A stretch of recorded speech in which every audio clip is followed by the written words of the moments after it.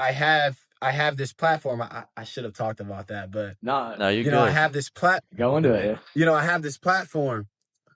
Okay, I have this platform. Mind you guys, I had 1 million followers on Yeah, TikTok before I gave my life to I Christ. remember that. I was You know, following you. yeah, yeah. See, because you've talked about this Yes. before, but a lot of people don't even know this. So before I even gave my life to God, even it was actually around quarantine time, I started making content. Y'all know All American. Yes, bro. You know, He's more so I locked in was that show than I was. I I got to like season 4 and then I low-key fell off. I But stopped, yeah, uh huh. but I yeah, would watch all your skits and I'm like, yeah, dude, these are very accurate. It dude, I got was to season 4. It was good. It's a good show. Yeah, so I was doing those and I kind of blew up off of that. It was like overnight. Like I went from what it was like every day I was looking at my phone and I was gaining like 100,000 followers. It Mm. was insane. yeah. And we want to talk about pride. Yeah. Like the Lord exposed me to so many different things before I came to him. And it's like I was so prideful. Like and it's funny how my platform, it went from the All American stuff to then kind of like that died down. And then after that was gone, you start to lose an audience. And really, I was living in sin. So I started posting a lot of sinful things. Like my content that was not necessarily sinful. It wasn't glorifying God before, but it wasn't like sinful when I was making those All American skits.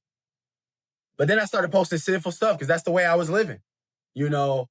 So mind you, but then I kind of gave up on all of that because I didn't find purpose in it anymore. I wasn't getting views how I wanted to. I wasn't getting attention how I wanted to on it anymore. So I fell off with it. Right.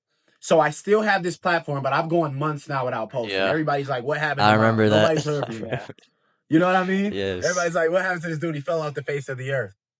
And so I have this platform that I don't even use anymore. It's like I don't even have TikTok. Like I never get on it.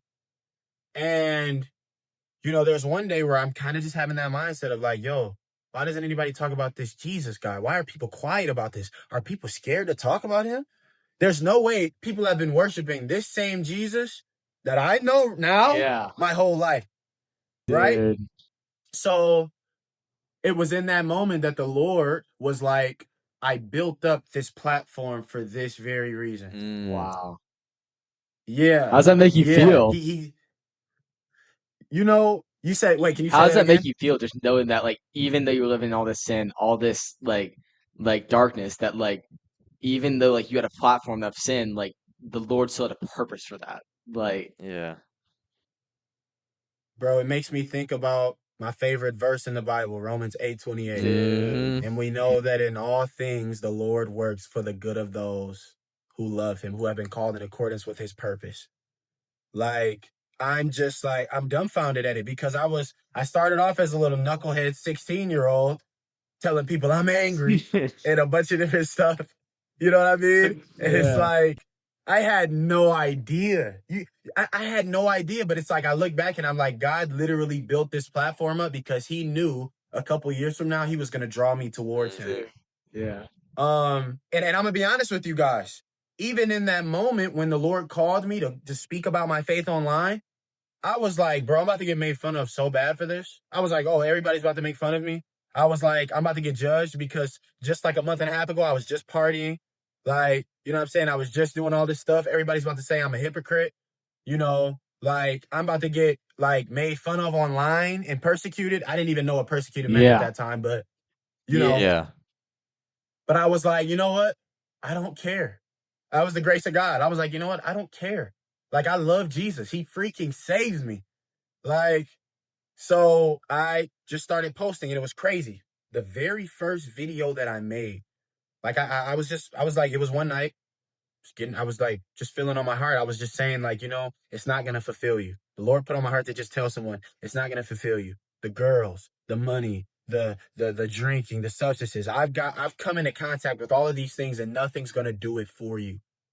And like, I make this video, I post it. I'm like nervous about it. My editing's horrible. Um, and I post it and I close my phone and I go to bed at night, just like, okay, I just shared that, whatever.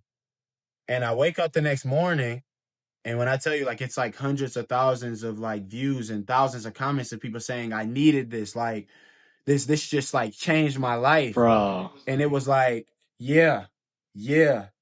And I'm like, I was expecting so much negativity, so much hatred, which that ended up coming along the walk Yeah, too, because it it does. happens, you know. But when I saw that, I was like, wait, Lord, this is my purpose.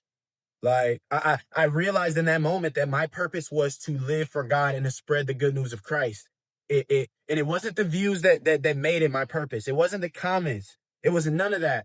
But it was to see the transformation that God was doing. Dude. And it was in that moment I knew that that was more important than basketball. That was more important than anything else I had going on. People needed to hear about the Lord. Bro.